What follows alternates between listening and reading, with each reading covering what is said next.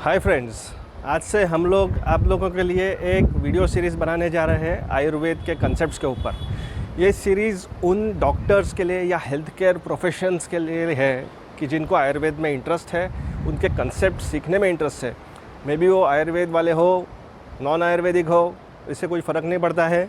आपको अगर ज्वाइन करना आप ज्वाइन कर सकते हैं। हाँ, और मैं और एक एक्सपेक्ट करूँगा कि जो लोग आयुर्वेद या हेल्थ केयर से कहीं भी रिलेटेड नहीं है वो लोग भी ज्वाइन करिए, क्योंकि मित्रों आयुर्वेद जो है ये कभी भी आइसोलेशन में डेवलप नहीं हुआ है। आयुर्वेद उसके टाइम में सैकड़ों हज़ारों सालों पहले कि जो अलग अलग साइंटिफिक स्ट्रीम्स थे उन सब स्ट्रीम्स को लेकर वो डेवलप होते गया है। इसलिए अभी भी हम ये चाहते हैं कि आप सब लोग मैक्सिमम इस पे जुड़े और फ़ायदा कर लें। हम ये प्रयास करेंगे कि आपका भी इसमें बहुत सारा फ़ायदा हो। तो सबसे पहले मैं आपको बताना चाहूँगा आयुर्वेद का प्रयोजन या आयुर्वेद का पर्पस क्या है। आयुर्वेद का पर्पस है स्वास्थ्य या हेल्दी जो व्यक्ति है उसका हेल्थ टिका के रखना, और जो रोगी है रोगी के रोग का नाश करना। संस्कृत में इसे कहा गया है स्वस्थस्य स्वास्थ्य रक्षणम और आतुरस्य विकार परिमोक्षः, यानी कि हेल्दी का हेल्थ टिकाना और रोगी का रोग दूर करना। बस इतना ही है। 200 साल पहले भी यही था, 2000 साल पहले भी यही था, आज भी यही है और अगले 2000 साल तक यही रहने वाला है। इसमें कोई चेंजेस नहीं होने वाला है। आप सरप्राइज़ हो गए होंगे कि इतना छोटा कैसे है ये। खाली दो ही चीज़ें हैं, लेकिन मेरे मित्रों एक बात ध्यान में रखिए कि इन दो चीज़ों के पीछे आयुर्वेद के जो अभ्यासक थे या आयुर्वेद के जो प्रैक्टिशनर्स थे ये लगे हुए हैं, दिन रात हज़ारों साल तक लगे हुए हैं इसके पीछे। स्वास्थ्य का रक्षण करना और रोगी को रोग मुक्त करना, बस। और इन हज़ारों सालों में इन्होंने इतने सारे ऑब्जर्वेशंस किए हैं, उन ऑब्जर्वेशंस को लेके इतने सारे कंसेप्ट्स क्रिएट किए हैं, उन कंसेप्ट्स में इतने नए नए और खोज किए हैं, हर एक का इंटरेक्शन भी लिखा है और बेसिक रूल्स बना दिए हैं। ये सब रूल्स इस पर्पस के पीछे बने हुए हैं। तो ये जो होता है स्वास्थ्य और रोग, इन दोनों में एक स्ट्रगल होता है। समझो कि एक स्ट्रगल होता है। आयुर्वेद ने हज़ारों सालों में बहुत सारे क्लाइमेटिक चेंजेस देखे गए हैं।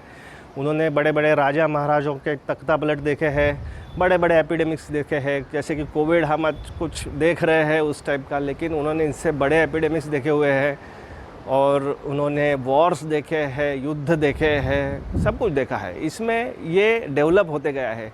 गवर्नमेंट्स चेंज हो गए, ब्रिटिश आ गए, मुग़ल थे, सब थे, ये सब चलते रहा है। तो इसमें ये आयुर्वेद पूरी तरह से डेवलप होते गया है और इन दो पर्पसेस के पीछे बहुत सारे ऑब्जर्वेशंस हमें मिले हैं।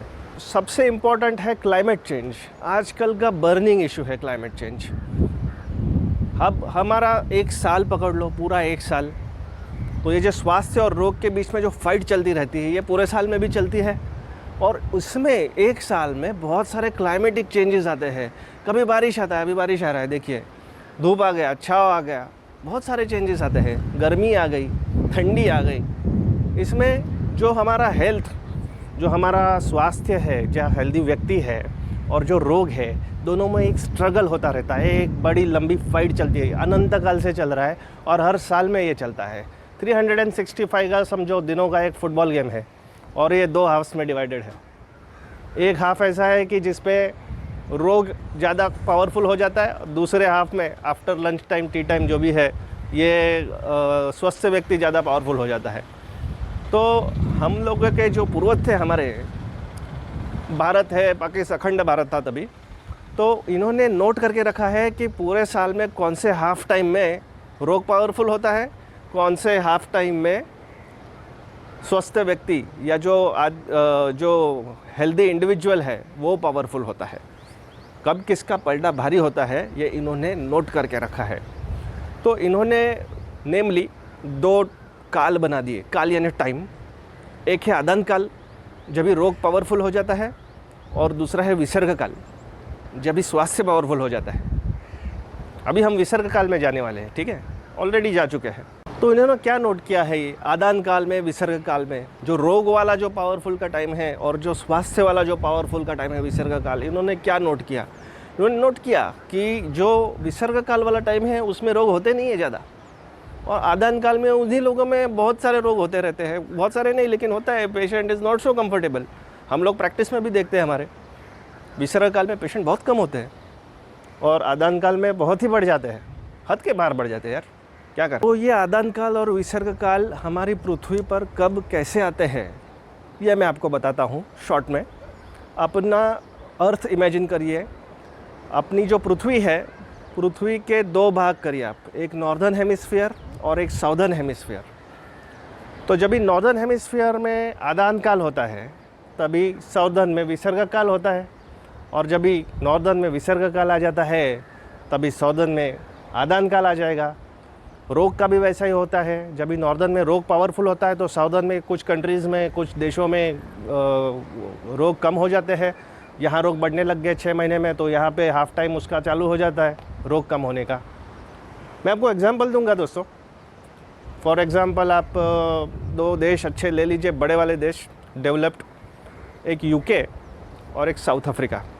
इन 2 देशों का आप विजुअलाइज़ करिए और इन दो देशों में देखिए, यूके है अपना नॉर्दर्न हेमिस्फीयर में और साउथ अफ्रीका है साउदर्न हेमिस्फीयर में। यूके में जब भी आदान काल चलेगा तो साउथ अफ्रीका में विसर्ग काल चलेगा। साउथ अफ्रीका में जैसे आदान काल आ जाएगा, यूके में विसर्ग काल चालू हो जाएगा। अभी हम ये देखते हैं इस बार हमारा जो कोविड इन्फेक्शन चल रहा है इस टाइम, ये कोविड इन्फेक्शन इस तरीके के आदान काल और विसर्ग काल के साइकिल को रिफ्लेक्ट करता है कि नहीं करता है। आपके सामने 2 चार्ट्स आएंगे, एक पॉपुलेशन डाटा है दोनों देशों का। तो आप यूके का पॉपुलेशन का कोविड का डेटा देखिए। यूके में उनका आदान काल चालू होगा साधारण जनवरी, मिड जनवरी के आसपास चालू होता है वो, और जून एंडिंग तक वो ख़त्म हो जाता है आदान काल। उसके बाद विसर्ग काल चालू होता है। तो यूके के आप चार्ट में देखिए पहले कोई पेशेंट्स नहीं है, यहाँ पे कोई पेशेंट दिख नहीं रहा अपने को। और धीरे धीरे जैसे फरवरी या मार्च महीना शुरू होता है, मार्च महीने से जैसे आदान काल इनका फिक्स होते जाता है, वैसे इसमें रोग का प्रमाण या कोविड का प्रमाण देखिए कैसे बढ़ते गया है, थोड़ा थोड़ा बढ़ते गया है। ठीक है, तो मार्च में या मिड मार्च में देखिए कैसे वो टॉप करते जा रहा है बिल्कुल। और अप्रैल में आप देखिए, अप्रैल में एकदम पीक बनाया है इसने। अप्रैल में ये फुल फ्लेज आदान काल पूरा इसमें सेटल हो गया है पूरा इसमें, और ये टॉप मेंटेन होता है देखिए मई महीने तक, अप्रैल मई। अभी जून एंडिंग से इनका विसर्ग काल शुरू होगा। आप देखिए केसेस ड्रॉप होने लग गए, जैसे जून महीना पास आने लग गया, केसेस धीरे धीरे ड्रॉप होने लग गए हैं, कम होने लग गए हैं। और धीरे धीरे जैसे जुलाई महीना आता है, जुलाई महीने के आसपास तो एकदम पेशेंट्स इनके कोविड के इतने कम हो गए, देखिए प्रोपोर्शनेटली कितने कम हो गए हैं, बहुत ही कम हो गए। जुलाई महीने के बाद और कम होते जाएंगे, और डेफिनेटली जैसे विसर्ग काल और 2-3 महीने में सेटल हो जाएगा इन लोगों में, वैसे इनका जो कोविड के जो पेशेंट्स है वो बहुत ही कम हो जाएंगे। आई एक्सपेक्ट, वो तो आगे ही पता चलेगा क्या होगा। इसके उलट आप साउथ अफ्रीका में देख लीजिए, साउथ अफ्रीका का चार्ट देखिए। विसर्ग काल जैसे इसमें पूरा आदान काल चल रहा था जनवरी से जुलाई तक, इसमें विसर्ग काल चलेगा। लेकिन साउथ अफ्रीका के चार्ट में जनवरी फरवरी no patients, no covid patients, March में बिल्कुल पेशेंट्स नहीं है, अप्रैल में भी नहीं है। अरे अप्रैल में तो यूके ने टॉप कर दिया था पेशेंट्स का, पूरा बड़ा खंबा आ गया था उधर। लेकिन अब इसमें देखिए, इसमें कुछ नहीं। अप्रैल मई महीना देखिए, जैसे मई महीना चालू होता है जून एंडिंग को इनका अभी विसर्ग ख़त्म होने को आएगा। ठीक है, तो थक गए सब लोग, अभी विसर्ग काल थक गया, अभी वो ख़त्म होने वाला है। वो बोलता है अभी मैं जाऊँगा करके, आदान काल को आने दो। तो जैसे ये आदान काल आएगा जुलाई में, वैसे धीरे धीरे पेशेंट्स बढ़ते गए, जुलाई में और बढ़ते गए। जुलाई के आसपास तो और जैसे जुलाई महीना पूरा आ गया और आदान काल टच हो गया यहाँ पे, वैसे वो ऊपर चला गया पूरा पेशेंट्स का डेटा। अनफॉर्चुनेटली ये बहुत ख़राब बात है, लेकिन ये होने वाला है, ये हो रहा है, हम देख रहे हैं इसको। और हमने ही नहीं देखा, हमारे पूर्वजों ने ये बहुत सारे डिजीज़ के बाबत में देखा। ये कोविड तो इन्फेक्शस डिजीज़ है, नॉन इन्फेक्शस डिजीज़ में भी इनका ऐसा ही डेटा हर जगह है, हर अलग अलग सिचुएशन में है। तो ये अभी as far as South Africa is concern, ये लोग अभी पीक या प्लेटो बनाएंगे। जनवरी फरवरी तक इनके केसेस धीरे धीरे कम हो जाएंगे।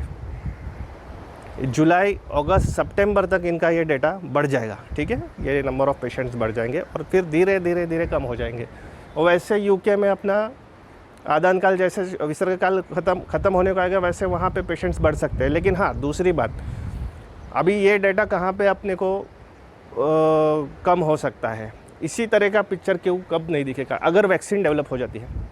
अगर वैक्सीन डेवलप हो जाती है, कोई अच्छी मेडिसिन आ जाती है, रामबाण एकदम कोई अच्छी मेडिसिन आ गई, तो शायद ये डेटा पेशेंट्स कम हो जाएंगे। इवन विसर्ग आदान काल में भी थोड़े बहुत कम रहेंगे, तो वो नंबर ऑफ़ पेशेंट्स कम हो जाएंगे। लेकिन थोड़ा बहुत ऊपर नीचे तो विसर्ग और आदान के हिसाब से चलता ही रहेगा।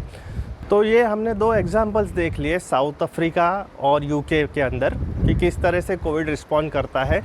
तो नॉन इन्फेक्शियस डिजीज़ भी ऐसे ही रिस्पॉन्स कुछ करते हैं। अब ये आदान काल और विसर्ग काल ये ग्रॉस चीज़ें हैं। हर एक काल में आदान काल को 3 ऋतु दिए हैं और विसर्ग काल को 3 ऋतु दिए हैं, लेकिन हम उस पर अभी डिस्कस करने की पोजीशन में नहीं है। ये फाइनर पॉइंट्स हैं, लेकिन फाइनर पॉइंट्स क्यों, बाद में देखेंगे उसको। लेकिन ये जो फाइनर पॉइंट्स होते हैं कभी भी ग्रॉस के साथ ही चलते हैं, तो इसलिए ये सबसे इम्पोर्टेंट कंसेप्ट मुझे आज क्लियर करना था आदान काल और विसर्ग काल का। अगर हमारे भारत देश में हम देखने को जाए तो अभी विसर्ग काल शुरू हो गया है।